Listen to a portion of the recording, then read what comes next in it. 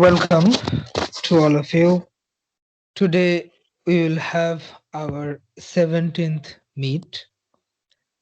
Today we have around 8 speakers. Hopefully all will join one by one. The schedule of today is like this. First the Vedic chanting as usual, then Life of Swamiji, then Mayuk will read from Swami Ranganathananda ji, and then Ishita will read from Life of Ma Sarada Devi. Sohel will continue from the Vedanta. Sujit will read from Sri Ramakrishna Jivan Iti Brittanta. Adrija will read from the quotes of Vivekananda. Sayan will start the Raja Yoga, and Siddharth will read from the Bhagavad Gita. My humble request to all of you to kindly mute the audio, and when the speaker will speak, then you can kindly off the mute option and you can speak. So as per our schedule, now we will have our Vedic chanting.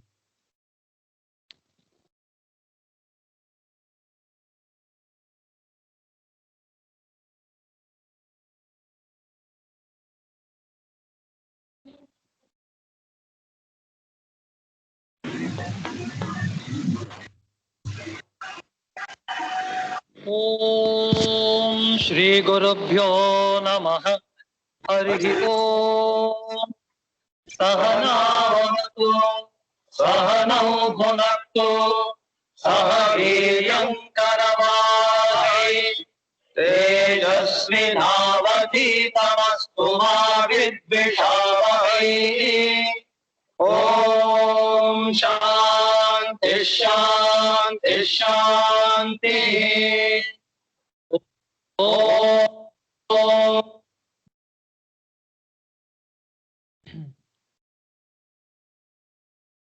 It was the Vedic chanting as we do it. I will read first, I will continue from the Life of Swamiji, where I left the other day. I was reading from the chapter Sri Ramakrishna, and where I left was that Sri Ramakrishna practiced different means of sadhana in different religions and always accepted that all paths lead to the same reality. He was engrossed with Mother Kali and transcended the bodily limitations. We were reading from that part. Today, hopefully, we'll finish the chapter Sri Ramakrishna from the book Life of Swami Vivekananda, as recorded by his Eastern and Western disciples. In the higher forms of samadhi, Ramakrishna merged in the impersonal aspect of the Divine Mother. But for the fulfillment of the divine mission, his mind had to be brought down, as if by force, to the phenomenal plane of consciousness. Then he regarded the world as the play of the Divine Mother. He, like a child, placed implicit trust in her and, as will be seen, followed her guidance in everything. Living in intimate union with the Divine Mother, Sri Ramakrishna had a number of intuitive experiences towards the close of his period of spiritual disciplines. Some of them concerned himself, while others related to spiritual life in general. About himself, Ramakrishna came to know that he was an incarnation of God, a specially commissioned person whose realizations were for the benefit of others, to usher in a new age of spirituality for mankind. Further, that he had always been a free soul, and so the aim of mukti, freedom, had no meaning for him. At the same time, he understood that he would not attain final liberation like an ordinary mortal, but would be born again and again to show humanity the way of freedom. Lastly, he foresaw the time of his own passing away and spoke of certain signs which would precede it.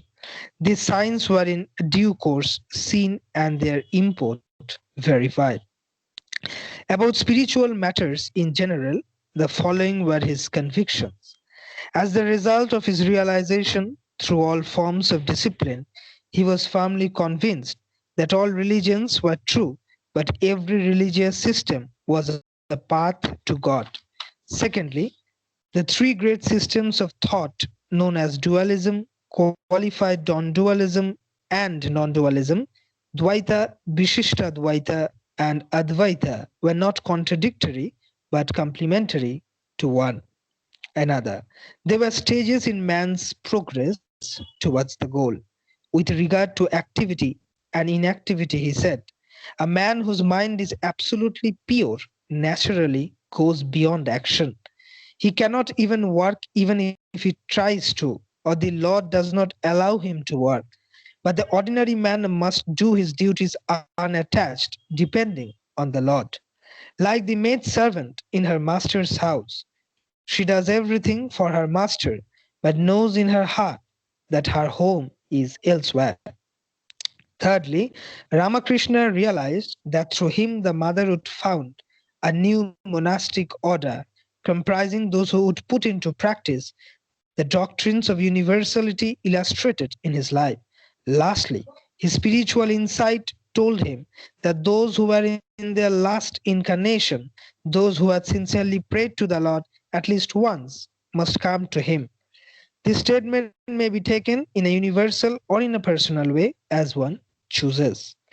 Firmly established in the consciousness of God and totally unified with the cosmic will, Sri Ramakrishna was eager to disseminate the results of his realizations to all earnest seekers of truth.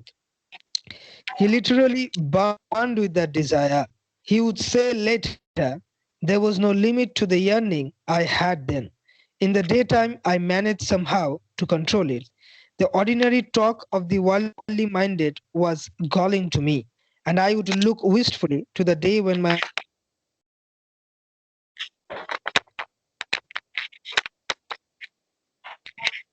be free from it.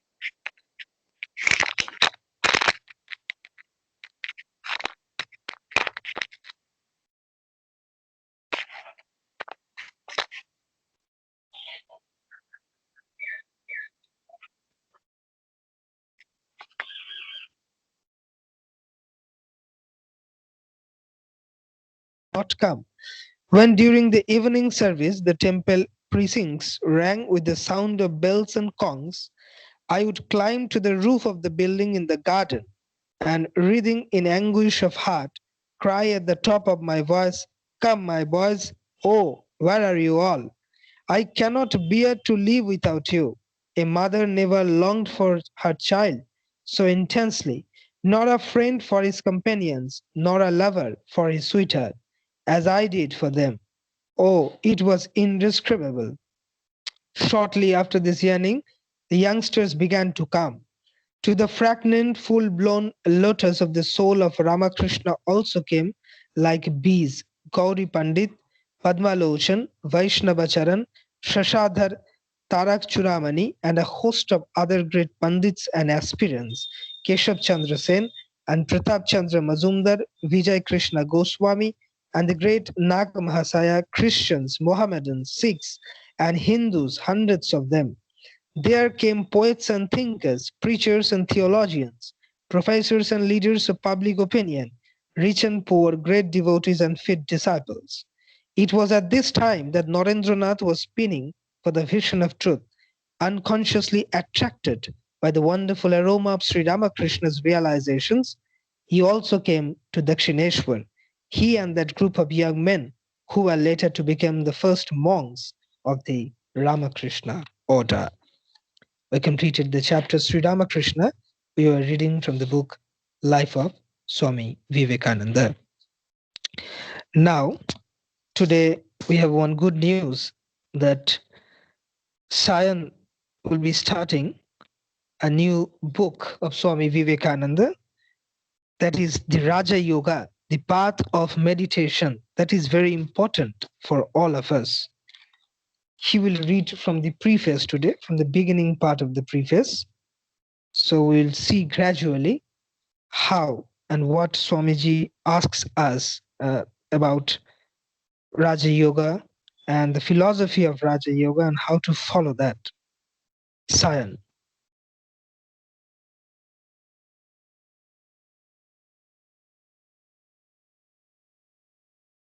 Sayan is there, hopefully. Yeah, I can see Sayan is there. Sayan, you can start reading from the book. Hello, Argo. You're audible. Today, am I audible? Hello? Yes, you're audible, Sayan. You're audible. Continue. Thank you. Thank you. Good morning, everybody. Today, I'm going to read a portion of Raja Yoga of Swami Vivekananda.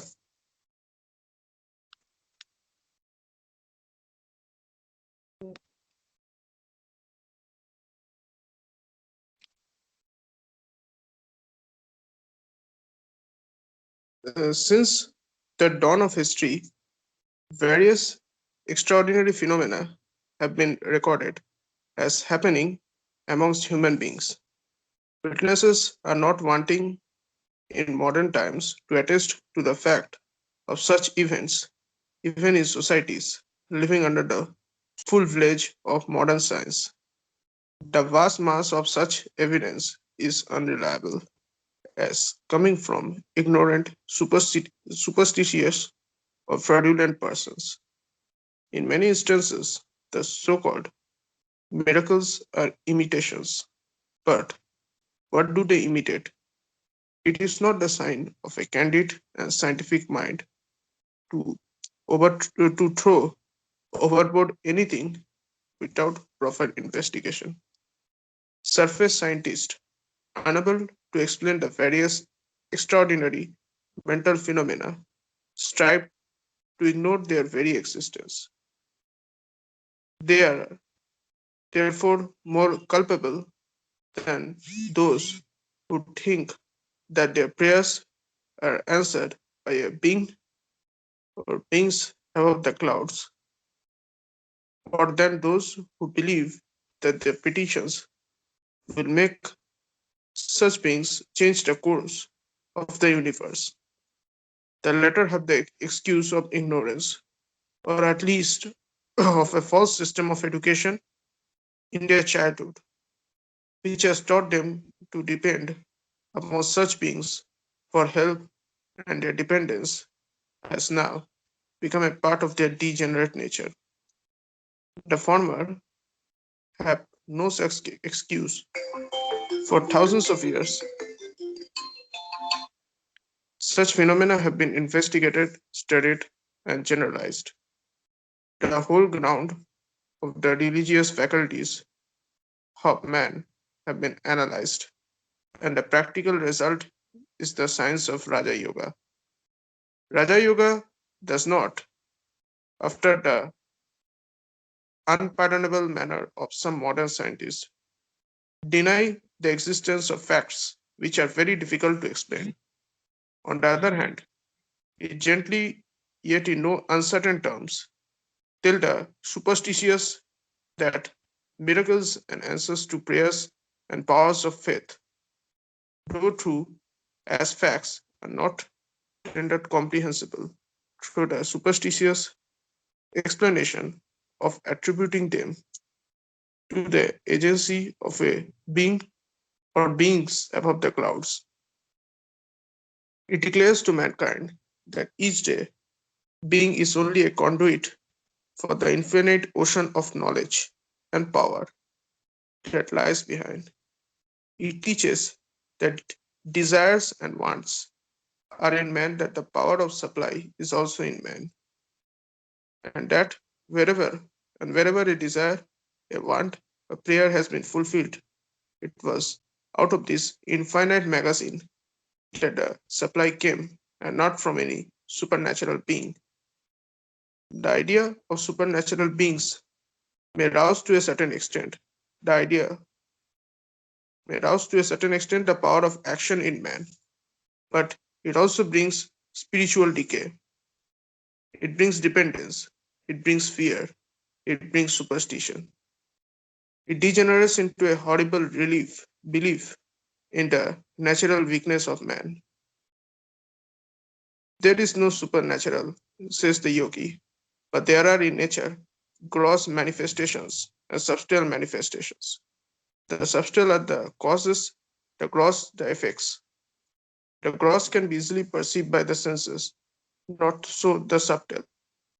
The practice of Iraja Yoga will lead to the acquisition of the more subtle perceptions.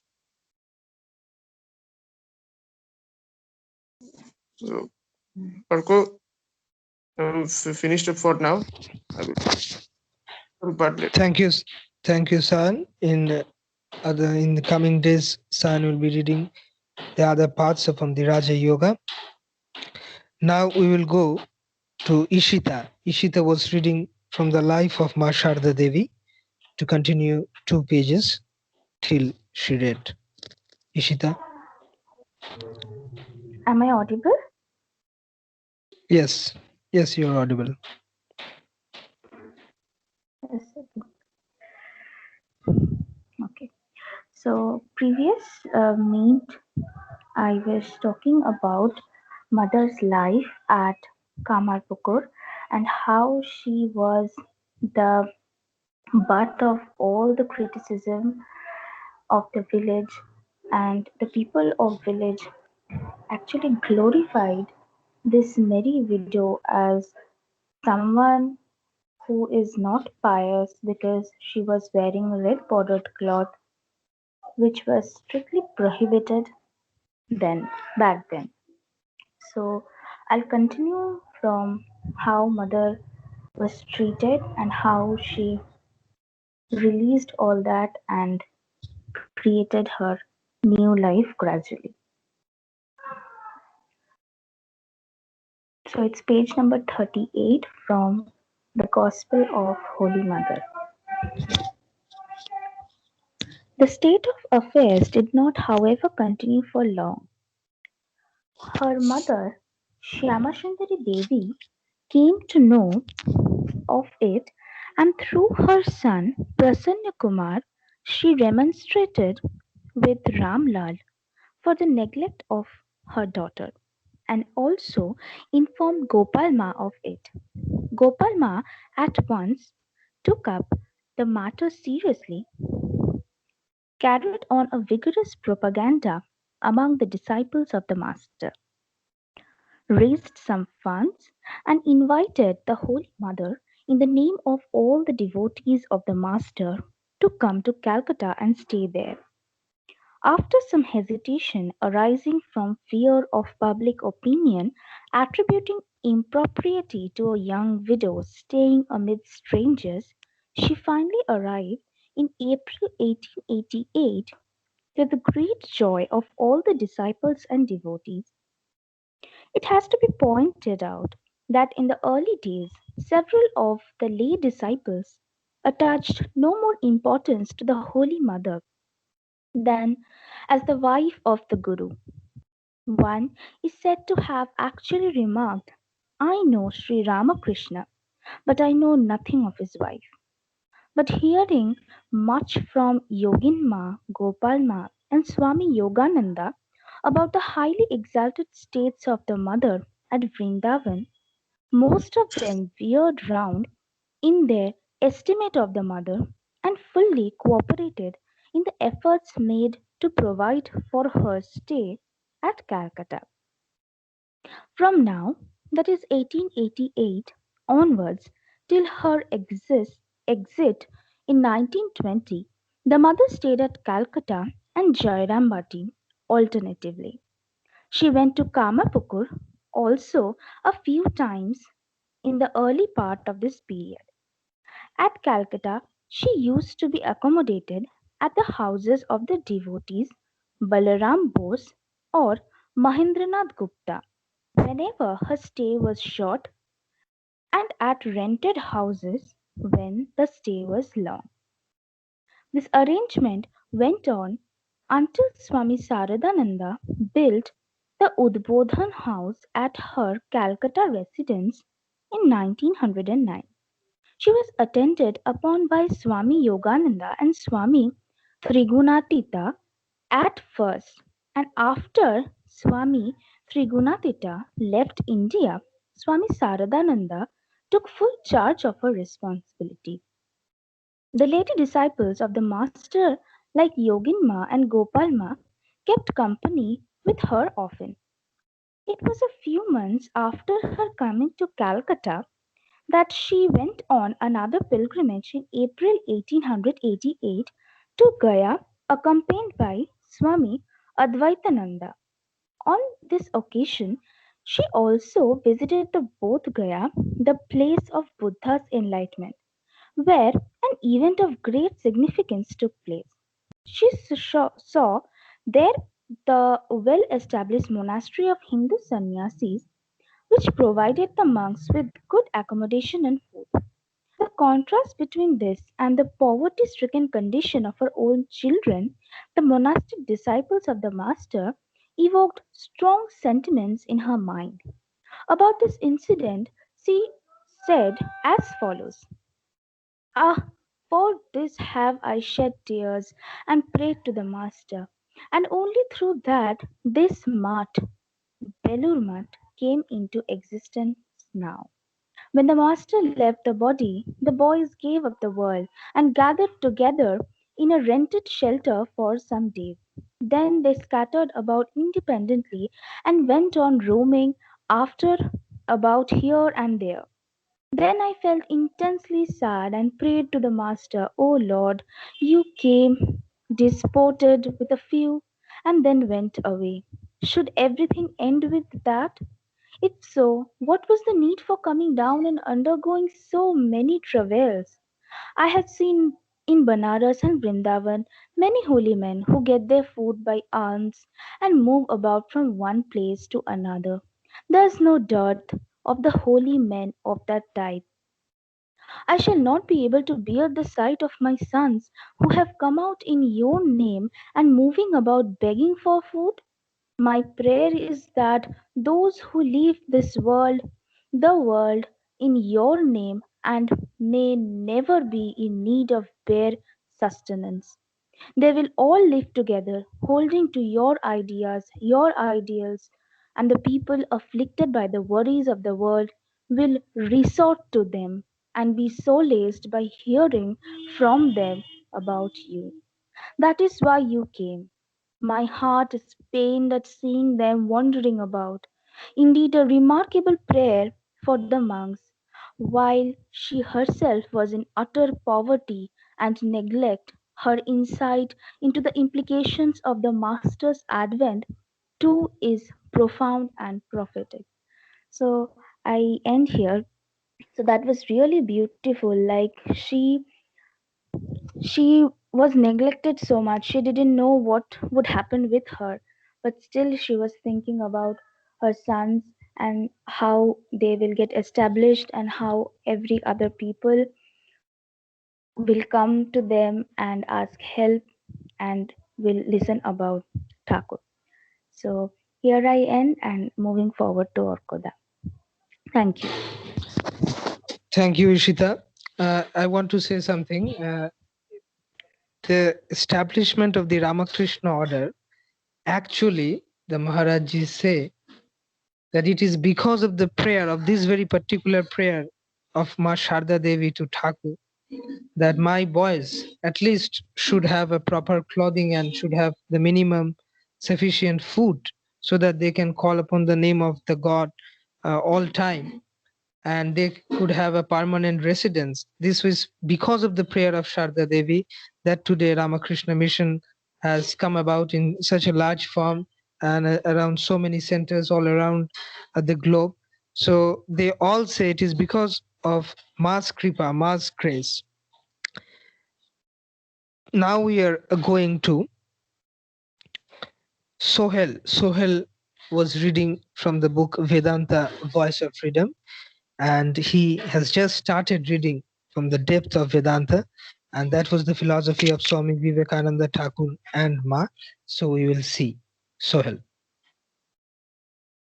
Hello, good morning everyone.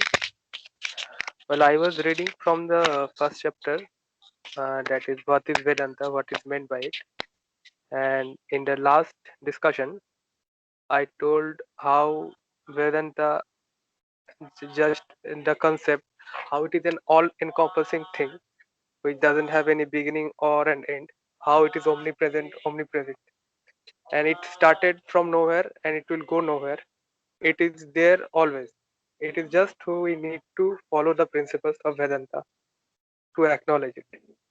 Then I told about the thoughts of the Vedas and the Upanishads, and today I will read from the third subheading, that is Children of Immortal Bliss. So, the human soul is eternal and immortal, perfect and infinite, and that means only a change of center from one body to another.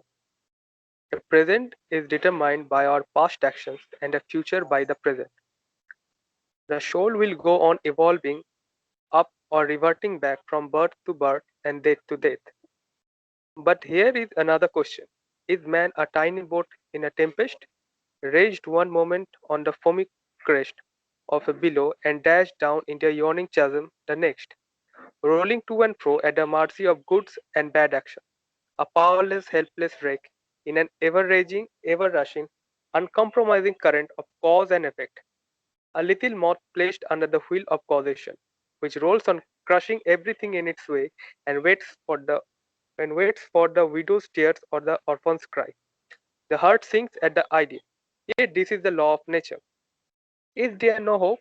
Is there no escape? Was there a cry that went up from the bottom of the heart of despair? It reached the throne of mercy, and words of hope and consolation came down and inspired a Vedic sage, and he stood up before the world and in triumphant voice proclaimed the glad tidings. Here, ye children of immortal bliss, even ye that reside in higher spheres, I have found the ancient one, who is beyond all darkness and all delusion. By knowing him alone, you will be saved from death over again. Children of immortal bliss, what a sweet, what a hopeful name. Allow me to call you, brethren, by that sweet name, heirs of immortal bliss. Yea, the Hindu refuses to call you sinners, ye the children of God, the sharers of immortal bliss, the holy and perfect being, ye divinities on earth, sinners. It is a sin to call a man. It is a standing libel on human nature. Come up, O lions, and shake off the delusion that you are asleep. You are souls of immortal, spirits free, blessed and eternal. You are not matter, you are not bodies. Matter is your servant, not you the servant of matter. Thus it is that the Vedas proclaim not a dreadful combination of unforgiving laws, not an endless prison of cause and effect, but that at the head of all these laws, in and through every particle of matter and force stands one by whose command wind blows, the firm burns, the cloud rains, and death stalk upon the earth. And what is his nature? He is everywhere, the pure and formless one, the Almighty, the All Merciful. Thou art our Father, thou art our Mother, thou art our beloved friend, thou art the source of all strength, give us strength. Thou art he that beareth the burdens of the universe, help me bear the little burden of his life. Thus sang the rishis of Vedas. And how to worship him? Through love. He is to be worshipped as one beloved, dearer than everything in this and next life. The next subheading, Freedom is a song of the soul. A huge locomotive had rushed on over the line, and a small worm was creeping upon one of the rails saved his life by crawling out of the path of the locomotive. Yet this little worm, so insignificant that it can be crushed in a moment, is a living something, while this locomotive, so huge, so immense, is only an engine, a machine. You say that one has life and the other is only a dead matter, and all its powers and strength and speed are only those of a dead machine, a mechanical contrivance.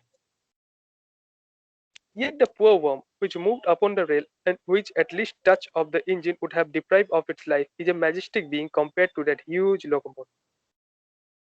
It is a small part of the infinite, and therefore it is greater than this powerful engine. Why should that be so? How do you know the living from the dead? The machine mechanically performs all the movements its maker made it to perform. Its movements are not those of life. How can we make the distinction between the living and the dead then? In the living, there is freedom. There is intelligence. In the dead, all is bound and no freedom is possible because there is no intelligence. This freedom that distinguishes us from mere mechanics, machines, is what we are all striving for. To be more free is the goal of our efforts. For only perfect freedom can be perfection. This effort to attain freedom underlies all forms of worship, whether we know it or not. The child rebels against law as soon as it is born. Its first utterance is a cry, a protest against the bondage in which it finds itself. This longing for freedom produces the idea of a being who is absolutely free. The concept of God is a fundamental element in the human constitution. In Vedanta, Satchit Ananda, that is, existence, knowledge, and bliss, is the highest concept of God possible to the mankind. It is the essence of knowledge and is, by its nature, the essence of bliss. We have been stifling that inner voice long enough, seeking to follow the law and quiet the human nature, but there is that human instinct to rebel against nature's law.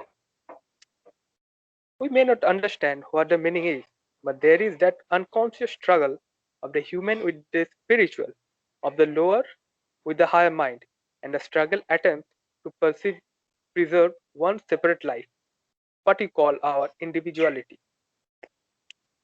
Even hell stand out this miraculous fact that we are born rebels, and at first fact of life, the intrusion of life itself. Against this we rebel and cry out, no law for us. As long as we obey the laws, we are like machines, and the universe goes on, and we cannot break it.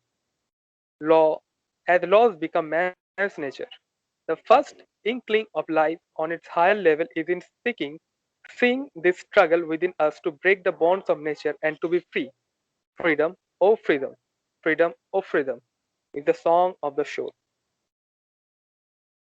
The next subheading: de-hypnotize yourself. Shall we advise men to kneel down and cry, "O miserable sinners that we are"? No. Rather, let us remind them of their divine nature. I will tell you a story. A lioness in search of prey came upon a flock of sheep, and as she jumped at one of them, she gave birth to a cub and died on the spot. The young lion was brought up in the flock, ate grass, and bleated like a sheep. And it is never knew that it was a lion. One day another lion came across this flock and was astonished to see it is a huge lion eating grass and bleating like a sheep. At the sight of him, the flock fled and the lion sheep with them. But the lion watched his opportunity and one day found the lion sheep asleep. He woke him up and said, "You are a lion." The other said, "No," and began to bleat like a sheep. But the stranger lion took him to a lake and asked him to look in the water at his own image and see if it did not resemble him, the stranger lion. He looked and acknowledged that it did. Then the stranger lion began to roar and asked him to do the same.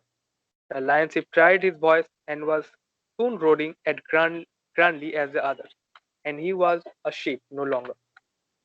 This is it. We are lions in sheep's clothing of habit. We are hypnotized into weakness by our surroundings, and the province of Vedanta is the self-dehypnotization. If the room is dark, do you go about beating your chest and crying, "It's dark, it's dark"? No. The only way to get light is to strike a light, and then the darkness goes. The only way to realize the light above you is to strike the spiritual light within you, and the darkness of sin and impurity will flee away. Think of your higher self, not your lower one. The next subheading: the gospel of strength. Men, these are wanted. Everything else will be ready, but strong, vigorous, believing young men, sincere to the backbone, are wanted.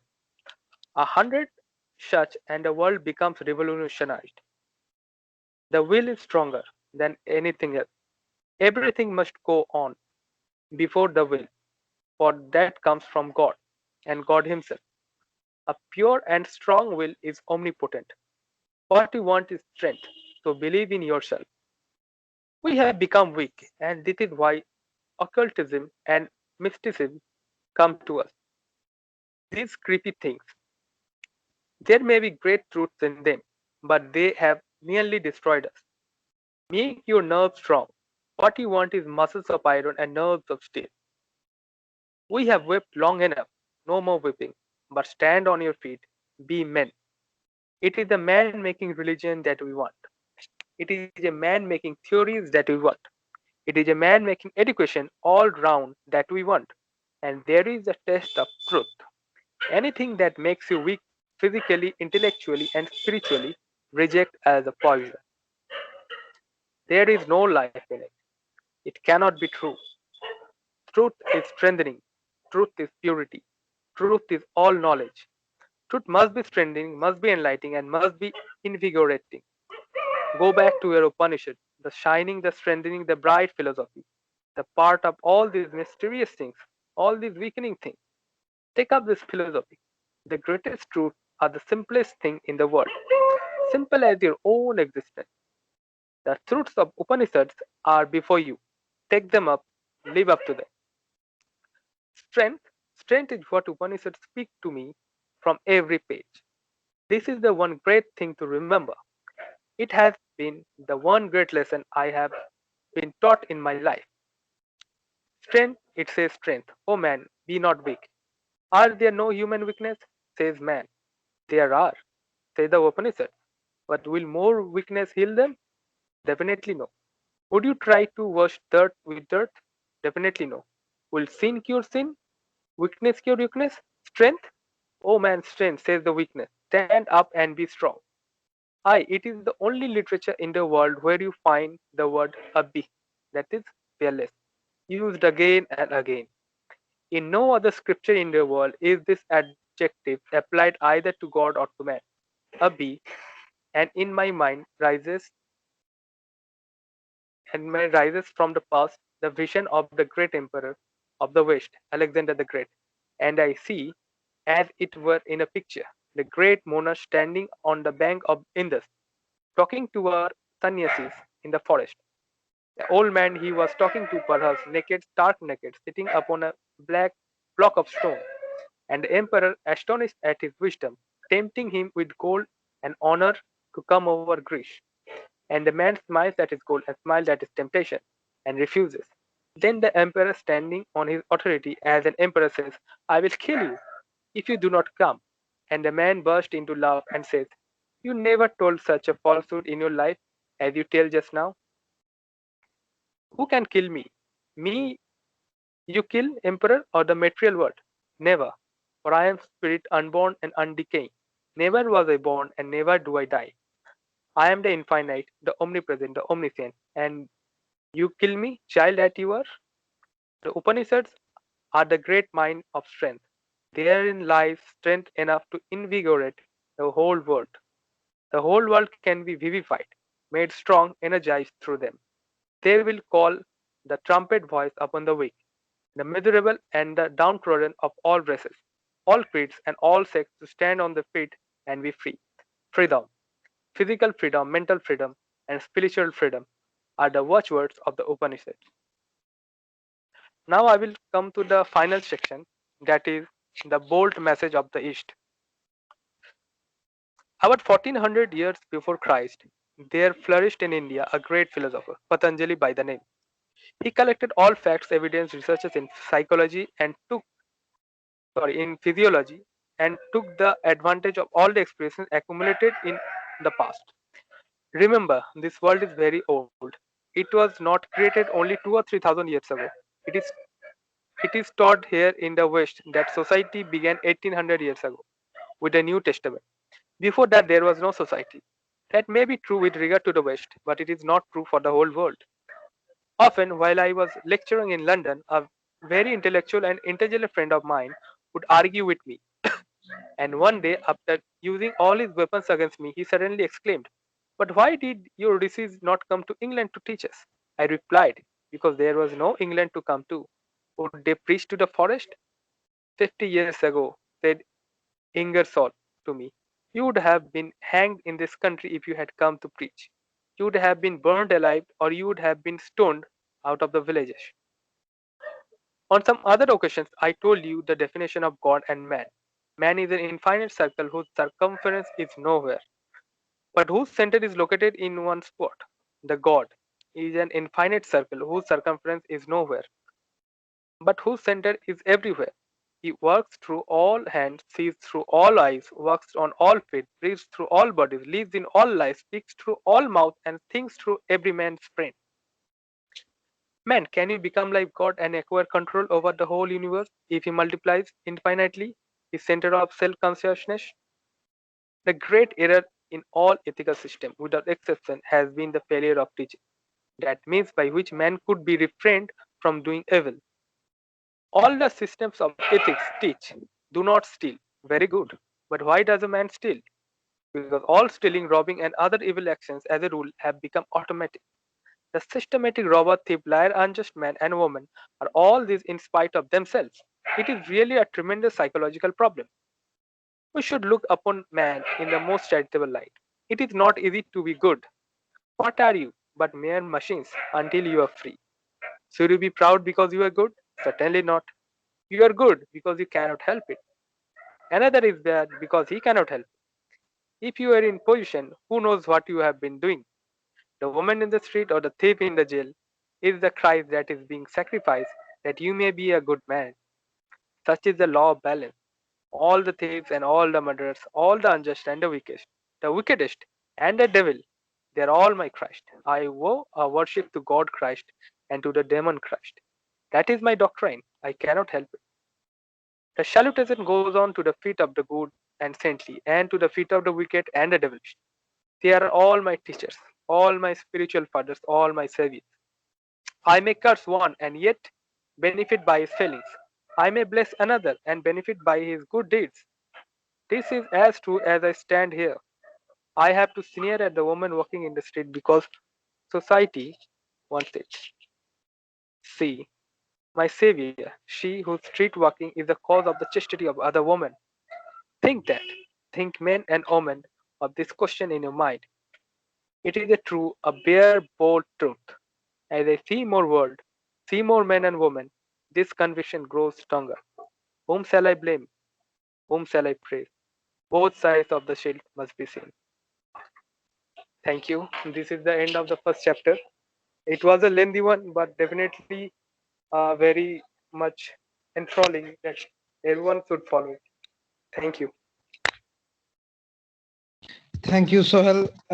Sohel read from the various subheadings, and it gave many ideas to us about the civilization, how old is our civilization, and how important it is for us to have strength within us, that whenever we face very bad conditions, difficult periods, we should not lose the strength that is always with us. Now, two speakers have been waiting till now. Thank you, Sohel. In future also, you will be reading, continuing from the Vedanta, which is very important, or rather most important part of Thakurma and Swamiji's philosophy. A practical Vedanta is what Swami Vivekananda taught to the world. Now we will go to Moyuk, and then we will go to Adrijo. Moyuk will read in Bengali. স্বামী রঙ্গনাথানন্দজি লেখা থেকে পড়বে জীবন আমাকে যা শিক্ষা দিয়েছে। Mayukh. Hello, শোনা যাচ্ছে? হ্যাঁ, শোনা যাচ্ছে। আচ্ছা, তো আমি পড়ছিলাম জীবন আমাকে যা শিক্ষা দিয়েছে, স্বামী রঙ্গনাথনজি মহারাজের লেখা। একই ঘটনা ঘটেছিল অস্ট্রেলিয়াতেও।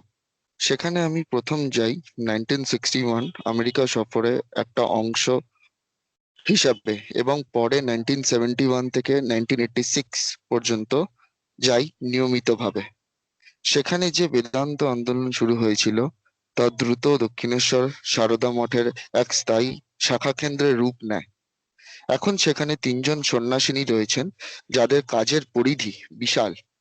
অস্ট্রেলিয়া মহাদেশ জুড়ে পরিব্যাপ্ত হয়ে রয়েছে। সেটা 1961 সাল ভারত সরকারের আয়োজনে 17টি ইউরোপীয় দেশ জুড়ে 4 মাসে বক্তৃতা সফর করছি। সে সময় চেকোস্লোভাকিয়া স্তালিনের কমিউনিস্ট শাসনাধীন পোল্যান্ড থেকে আমি প্রাগ পৌঁছালাম 19শে জুন 1961। সেখানে আমাকে অভ্যর্থনা জানালেন চেক মন্ত্রিসভার chief of section doctor Carmen Nova Eva এবং তার সহকারী মিস জরিস জারোস্লাভ। সেই সঙ্গে ছিলেন মিস জারমিলা মাস্তকভস্কা, যাকে চেক সরকার আমার ওই দেশে থাকার সময় দোভাষী হিসেবে নিয়োগ করেছিলেন। ইনি তখন প্রাগ বিশ্ববিদ্যালয় সংস্কৃত ও হিন্দি ছাত্রী ছিলেন এবং তার পছন্দ ছিল উর্মিলা, এই সংস্কৃত নামটি। এই নামেই ডাকলে তিনি খুশি হতেন। যদিও আমি চেক সরকারের কাছে সরকারি অতিথি হিসাবেই গিয়েছিলাম, তবু ওখানকার ভারতীয় রাষ্ট্রদূত বিজয় কুমার আচার্য অনুরোধ করেছিলেন যতদিন প্রাগে থাকবে ততদিন যেন তার ওখানেই থাকি। ওর কথাই রাখলাম।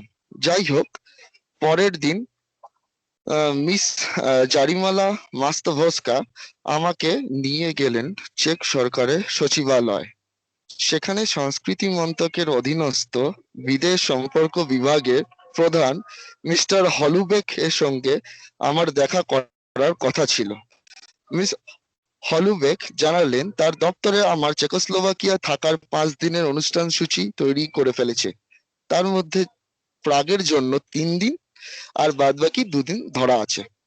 স্লোভাকিয়ার রাজধানী যাওয়ার ব্যবস্থা হলো সরকারের তরফ থেকেই। গরিমাময় নদীর তীরে শহর চেকোস্লোভাকিয়ার রাজধানী প্রাগ অঞ্চলে অবস্থিত। আগে একটি অখণ্ড রাজ্য ছিল, এখন ভেঙে দুটি হয়েছে, চেক ও স্লোভাক। আমি জানতে চাইলাম ইংরাজিতে বোহেমিয়ান শব্দটির অর্থ বাস্তবিমুখ, স্বপ্নচারী ইত্যাদি হলো কি করে। উত্তরে জানলাম আগে অঞ্চলে বোজোহেম নামে একটি উপজাতি থাকতো, তাদের থেকেই অর্থ এসেছে। এয়ারপোর্টে আমাকে অভ্যর্থনা জানালেন স্লোভাক একাডেমি অফ সায়েন্সের সেক্রেটারি মিস্টার হারমান ক্ল্যাকো। সরকারি গাড়িতে করে আমাকে নিয়ে যাওয়া হলো হোটেল ডেভিনে। সেখানেই চেক সরকারের তরফে আমার থাকার বন্দোবস্ত করা হয়েছিল। হোটেলের কয়েক গজ দূরে দিয়ে রাজকীয় ঐশ্বর্য বয়ে যাচ্ছিল। চেকোস্লোভাকিয়া বিশ্ববিদ্যালয় তখন ছাত্রছাত্রীর সংখ্যা 5,000-এরও উপরে। তার মধ্যে 60% ছাত্রী। অন্যান্য বিষয়ের মধ্যে তারা রবীন্দ্রনাথ ও বিবেকানন্দকেও পড়েছিলেন। বিশ্ববিদ্যালয়ের অনুরোধে আমি রবীন্দ্রনাথ সম্বন্ধে বললাম। ভাষণের পর আলোচনার ব্যবস্থা ছিল। জারমিলা ভাষণটি অনুবাদ করে দিলেন। ভাষণের শেষে ছিল এই পংক্তিটি: চিত্ত জেতা ভয় শূন্য, উচ্চ জেতা শির। এরপর ছিল প্রশ্নোত্তর পর্ব। 21শে জুন প্রাগে ফেরার পর আমাকে নিয়ে যাওয়া হলো চেক সোসাইটি অফ ইন্টারন্যাশনাল রিলেশনস এ। সেখানে আমাকে অভ্যর্থনা জানালেন প্রাগের ওরিয়েন্টাল ইউনিভার্সিটির doctor M Krasa. Doctor Krasa আমাকে সেখানে উপস্থিত বেশ কিছু সরকারি অফিসারের সঙ্গে পরিচয় করিয়ে দিলেন। দেখলাম ভদ্রলোক সংস্কৃতি ও হিন্দি জানেন এবং রামকৃষ্ণ বিবেকানন্দ সাহিত্যও পড়েছেন। ওই দিন সন্ধ্যেবেলায় চ্যান্সেরিতে ভারতের দূতাবাস কর্মীদের কাছে ভাষণ দিলাম। শ্রোতাদের মধ্যে কিছু চেক ভাষাভাষী মানুষ ছিলেন। 22শে জুন সকালে জারমিলা আমাকে সরকারি গাড়িতে করে চার্লস বিশ্ববিদ্যালয় দর্শন বিভাগের অধ্যাপক সঙ্গে 2 ঘন্টা আলোচনার জন্য নিয়ে গেলেন।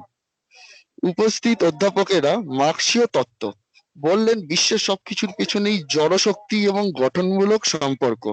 মার্ক্সীয় তত্ত্ব যেভাবে বলা হয়েছে সেভাবে ওইসব শক্তিকে ব্যবহার করে আনতে হবে মানুষের প্রগতি।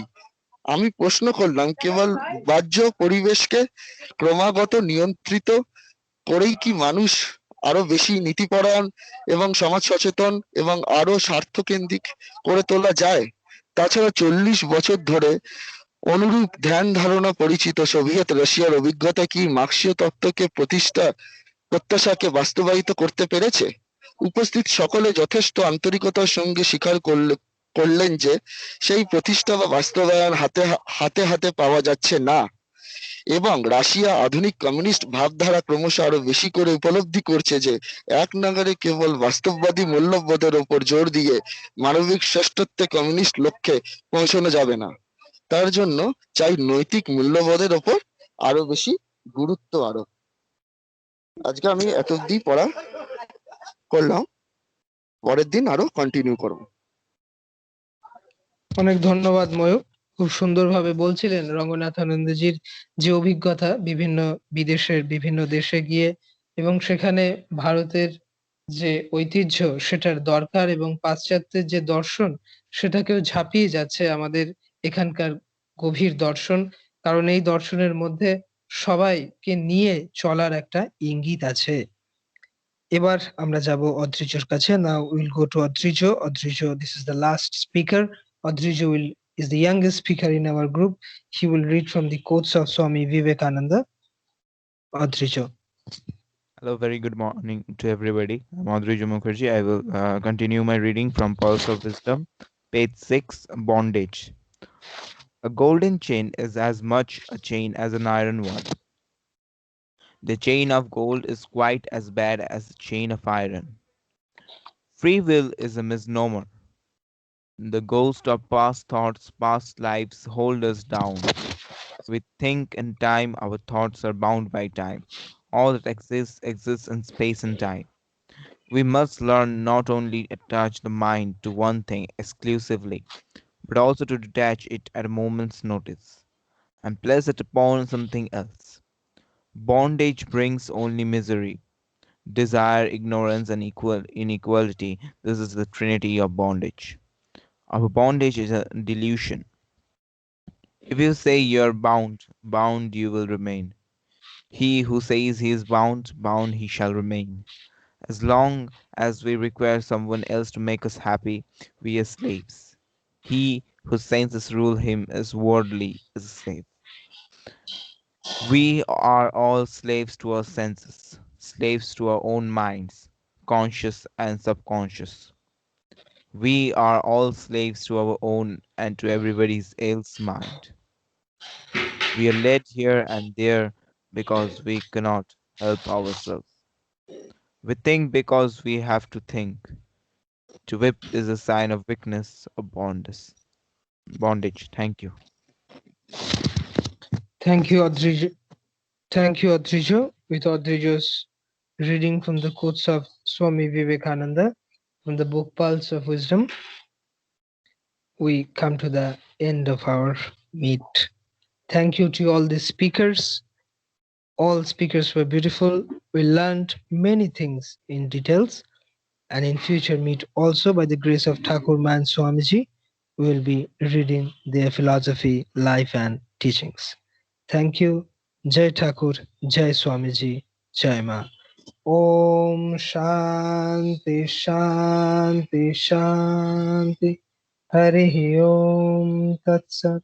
Sri Ramakrishna Arpanamastu.